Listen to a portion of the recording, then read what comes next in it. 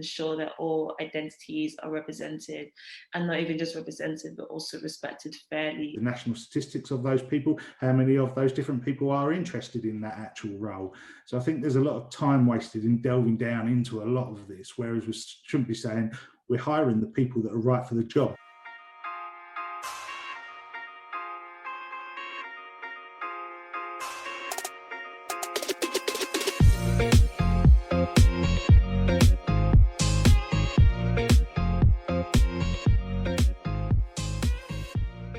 My name is Otubanjo. I'm currently working for a non-profit organization that empowers and connects young leaders from across the globe. My name is David, and I've spent most of my career as a barrister's clerk. After 20 years, I took the decision to start my own consultancy business with a vision to empowering and helping purpose-driven barristers to develop, achieve, and succeed. What are the 3 most important qualities for good leadership in the workplace today? Empathy, encouragement, and clear direction. Traits, behaviours, and decision making. So firstly, I believe empathy and having empathy for others is incredibly important, especially in this COVID/post-COVID landscape. It really did bring up the discussions around mental health. In terms of the traits, if I wanted to break that down a little bit more, that's where we would say the integrity, honesty, and trustworthiness comes in. I think that understanding really is important. It really makes the workforce feel as if they're being cared for. The second thing I also thought was important was encouragement. The second one was behaviours, and a lot of people think of leadership as a person. I like to think of them as action. I think it's really great when a leader recognises the qualities and advantages and wins of their workforce. And in my profession, in sort of the legal sector, you look at what people look from barristers, and approachability and responsiveness is being right at the top of that list. And finally, the third important quality is definitely clear direction.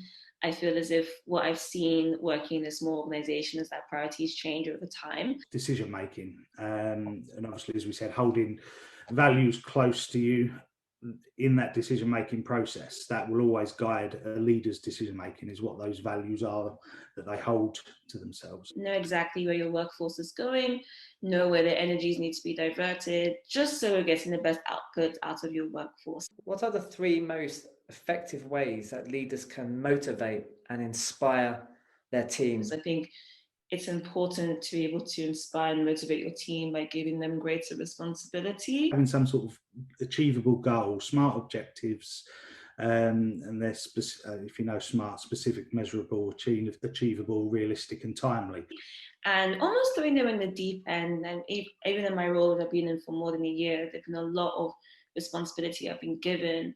And I really do feel as if having those experiences, having that amount of responsibility is really great to grow. From a professional perspective, you can motivate people to reach professional goals, no problem. But you also want to take into account their personal goals as well. So if that is for someone just coming into the workplace, their goals and ambition personally will be a lot different for someone of maybe 5 years older, 10 years older, 15, 20, and so on. And I guess it's a really great feeling knowing that your leader, your manager, director also trusts you. It's understanding those individuals, and we can't stereotype as well sort of one generation together that everyone's got the same attitudes and beliefs and values.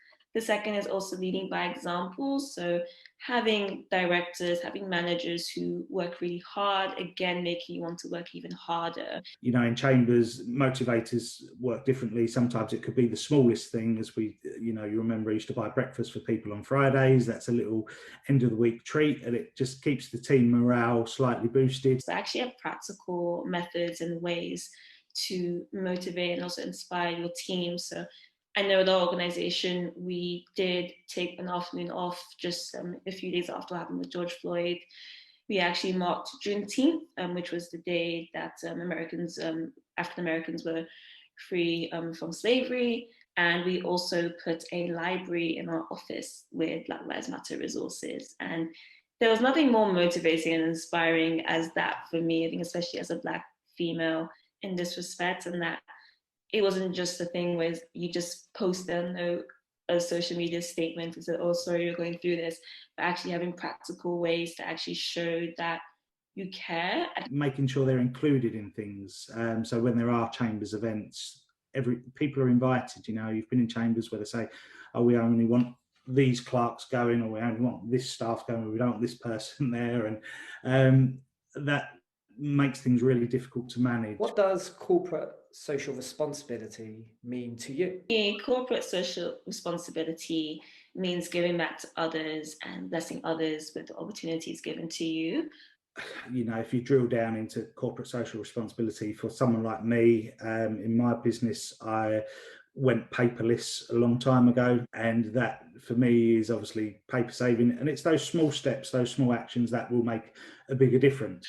I think it's important within corporate social responsibility to really understand where you've come from and what you've achieved, but also having that motivation to give back to others. It comes down to the behaviours of the leaders as well, and that message of responsibility coming through the company.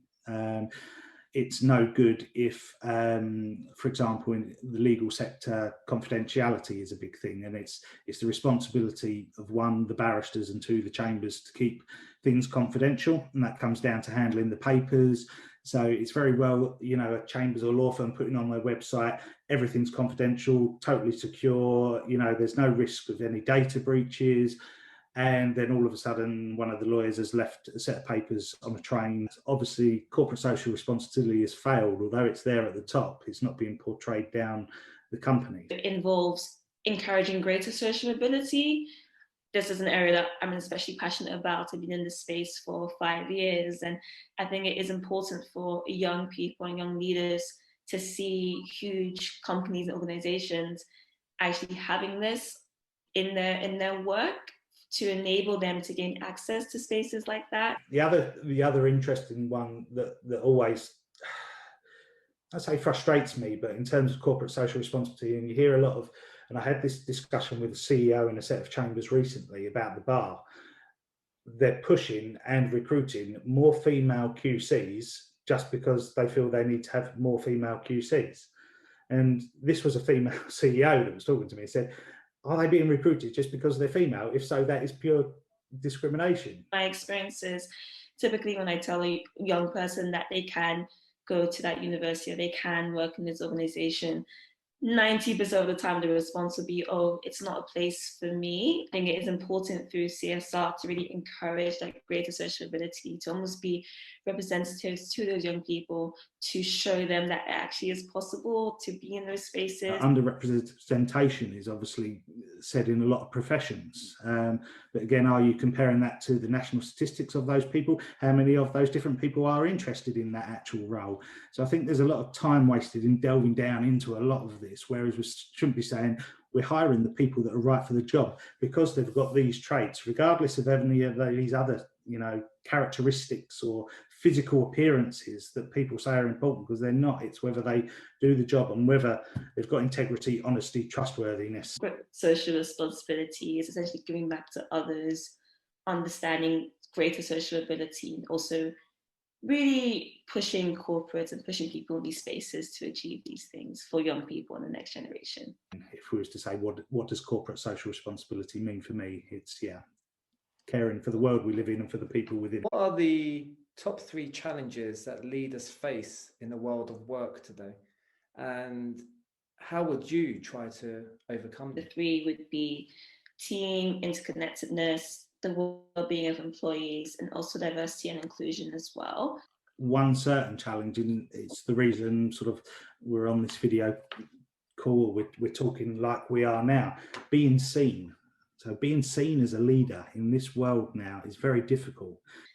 It's been incredibly hard being in COVID and working from home. It can be really hard to stay engaged and connected with your team when you don't necessarily live in the same area, or even in some cases, you don't even live in the same country. Because of all the communication channels and people's attention spans, and, you know, there's lots of great barristers out there. How are they being seen as leaders? Well, at the moment, they've got legal directories that they can be ranked in. They've got their chambers websites, but, you know, and their profile on there. But is that enough for them to be seen as leaders? Probably 20 years ago, yes. I would try to overcome it by encouraging bonding sessions.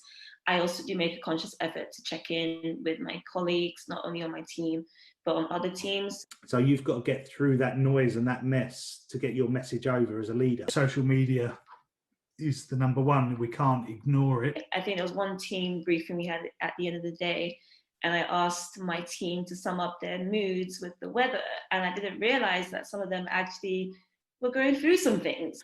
You don't have to post on all social media platforms, but if you just have a focus on one or two, you can still register for all the others, but direct your page on, say, Instagram, if you don't use it, to YouTube, or if you're set up an account on Facebook, direct it to your LinkedIn. Making content really that's useful, interesting, and written really for your customers from a serving perspective and not an egotistical one. The second challenge for me is also the well-being of employees, just recognizing COVID and how COVID has happened and it's had a negative effect on employees' well-being, feeling burnt out and the Zoom fatigue. The second one, I think, Dan, would be, empathy from both sides, from all generations across organisations, is having empathy for other people. I would try to provide enough resources just to ensure that employees have access to the help that they need. Everyone is very self-focused, and you work in chambers or you work in sort of other environments, you see how people act and you can tell it's very self-focused. And I think finally, diversity and inclusion, I think, is also an important challenge that leaders do face. It could be the younger generation as well coming into the workplace. It's all about their career, it's all about them. I think it's quite difficult. It can be a difficult task to ensure that all identities are represented, and not even just represented, but also respected fairly as well. Actually, if we turn that around and say, by helping other people, then that's going to help my career and I'll feel better for it, instead of always focusing, I need this, I need that, I want that, I want this much money, I want this bonus. That's why for me, the term intersectionality is so important, is recognizing that you're not just one identity, but you're multiple axes of different identities. When I was a kid, you'd go and knock on someone's house, so you coming out and you'd be on your bikes, and but now, the younger generation are meeting more virtually, and whether the older generation appreciate that. I think sometimes organizations and employees sometimes may drop the ball in these areas just because there's so much. Yeah, we forget what it's like to be an 18, 19-year-old going into the workplace for the first time, being really nervous, and probably having that sort of imposter syndrome. We think, do I belong here? What I would try to do is encourage open discussions.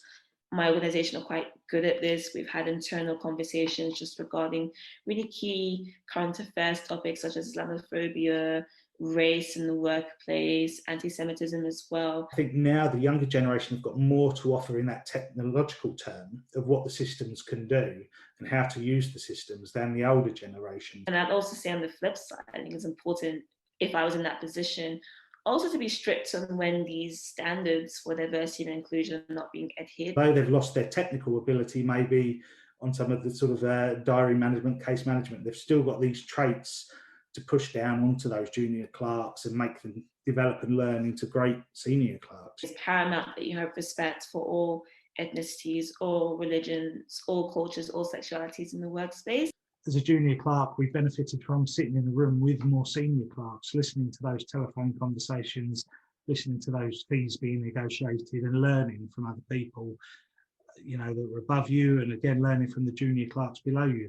So we're learning from each other, and I've always experienced that in the workplace. And I would do my best to ensure that this is the case, but also have strict penalties if this was not the case. Because I think it's important for someone to feel safe in their workplace. Although we've never had a one-on-one sit-down mentoring or reverse mentoring sessions, I've always tried to learn from each thing and take something away every day.